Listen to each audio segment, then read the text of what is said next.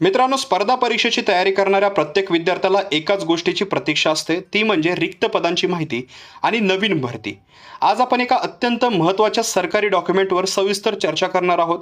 हे डॉक्युमेंट आपल्याला एका विशिष्ट विभागातील विशेषतः रेशीम विकास आणि तांत्रिक विभाग यातील रिक्त जागा आणि मागील 6 महिन्यात झालेल्या पदभरतीची खरी परिस्थिती दाखवते.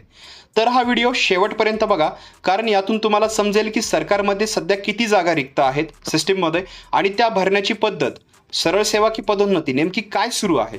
चला तर मग सुरू करूया. चॅनलवर नवीन असाल तर आत्ता सबस्क्राईब करा, बेल आयकॉनवर प्रेस करा. ऑफिशियल डॉक्युमेंट मिळवण्यासाठी डिस्क्रिप्शनमध्ये व्हॉट्सअप आणि टेलिग्राम ग्रुप लिंक्स आहेत, त्या जॉईन करायला विसरू नका. तिथे अपडेट आम्ही सर्वप्रथम टाकतो. तसेच डिस्क्रिप्शनमध्ये फर्स्ट लिंक आहे, तुम्ही तिथून आर्टिकलसुद्धा रीड करू शकता. मित्रांनो, स्क्रीनवर तुम्हाला जे डॉक्युमेंट दिसत आहे ते 6 माहीत रिक्त झालेल्या आणि भरले गेलेल्या पदांची संख्या दर्शवते. यामध्ये प्रचलित किमान वेतनानुसार 6 महिन्यांपेक्षा जास्त काळ रिक्त असलेल्या पदांचा तपशील जो आहे तो दिलेला आहे. आता या तक्त्यामध्ये प्रामुख्याने 6 रकाने रिक्त आहेत. रिक्त जागांचे नाव, एकूण रिक्त पदांची संख्या, 3 व 4 त्याच्या पाहिलं तर रोजगार विनिमय केंद्र आणि सर्वसाधारण पदभरती जे सध्या निरंक म्हणजे शून्य आहेत, याचा एक तक्ता आहे. भरल्या गेलेल्या जागा आणि सर्वात महत्त्वाचा रकाना स्त्रोत, म्हणजेच या जागा सरळ सेवेने भरल्या किंवा पदोन्नतीने भरल्या किंवा अनुकंपा तत्वावर भरलेल्या आहेत. आता आपण प्रत्येक पदानुसार सविस्तर माहिती पाहणार आहोत. सर्वात आधी आपण अधिकारी आणि वरिष्ठ पातळीवरील पदे पाहूया. तर बघा, सर्वात पहिलं पद जे आहे ते उपसंचालक. एक जागा रिक्त आहे, कोणतीही जागा भरलेली नाहीये. दुसरा आहे सहाय्यक संचालक, 3 जागा रिक्त आहेत, 0 जागा भरलेल्या आहेत त्याच्या. रेशीम विकास अधिकारी श्रेणी 1चे हे पद आहे, 6 जागा ज्या आहेत त्या रिक्त आहेत.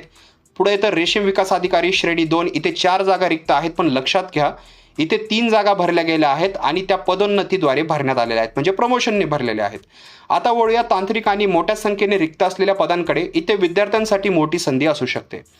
वरिष्ठ तांत्रिक सहाय्यक तब्बल 40 जागा रिक्त आहेत, यांपैकी 3 जागा पदोन्नतीने भरल्या जाणार आहेत, म्हणजे भरण्यात आलेल्या आहेत. क्षेत्र सहाय्यक, मित्रांनो, या पदाच्या सर्वात जास्त म्हणजे 67 जागा रिक्त आहेत, यांपैकी 12 जागा भरल्या गेल्या आहेत, पण त्या कशा तर 3 जागा पदोन्नतीने आणि 9 जागा अनुकंपा तत्वावर भरण्यात आलेल्या आहेत. वरिष्ठ क्षेत्र निप्रयोगशाळा सहाय्यक 11 जागा रिक्त आणि 8 जागा पदोन्नतीने भरलेल्या आहेत. प्रयोग निर्देशकच्या 14 जागा पूर्णपणे रिक्त आहेत. यानंतर लिपिक आणि इतर पदे आपण पाहूया. तर बघा, लिपिक टंकलेखक म्हणजे क्लर्क टायपिस्टच्या 4 जागा रिक्त आहेत. इथे विद्यार्थ्यांसाठी एक महत्त्वाची नोंद आहे, यातील 1 जागा सरळ सेवा द्वारे भरण्यात आलेली म्हणजे डायरेक्ट रिक्रुटमेंटद्वारे भरण्यात आलेली आहे. या संपूर्ण डॉक्युमेंटमध्ये सरळ सेवेचा हा एकमेव उल्लेख आहे. प्रयोगशाळा परिचर, ज्याला रेअर्सर्स म्हणलं जातं, त्याच्या 5 जागा रिक्त आहेत आणि 2 जागा अनुकंपा तत्वावर भरलेल्या आहेत. तसेच याशिवाय मेकॅनिक, इलेक्ट्रिशियन, वरिष्ठ अधीक्षक, अधीक्षक लेखा आणि वरिष्ठ सहाय्यक या सर्व पदांच्या जागा 100% ज्या आहेत त्या रिक्त आहेत, म्हणजे पूर्णपणे रिक्त आहेत. एकूण आकडेवारी आणि डॉक्युमेंटचा निष्कर्ष काय निघतो तर बघा, डॉक्युमेंटच्या खाली एक अत्यंत महत्त्वाची टिप दिली आहे, ती मी तुम्हाला सांगणार आहे. विभागात एकूण 166 पदे जे आहेत ते रिक्त आहेत आणि गेल्या 6 महिन्यात भरलेल्या एकूण जागा 30 आहेत. वर नमूद रिक्त पदांची माहिती सद्यस्थितीत रिक्त असलेल्या पदानुसार आहे. तसेच मागील 6 महिन्याच्या कालावधीमध्ये सरळ सेवा पदोन्नती व अनुकंपा या स्त्रोत मार्फत पदे भरण्यात आलेली आहेत. याचा विद्यार्थ्यांसाठी काय अर्थ असतो तर मित्रांनो, एकूण 166 पदे अजूनही रिक्त आहेत, ही एक मोठी गोष्ट आहे. पण जी 30 पदे भरली गेलेली आहेत त्यातील 99% पदे ही डिपार्टमेंटल प्रमोशन म्हणजेच पदोन्नती किंवा अनुकंपा तत्वावर भरली गेली आहेत. सरळ सेवेने स्पर्धा परीक्षेच्या माध्यमातून फक्त एका लिपिकाची जागा भरण्यात आलेली आहे.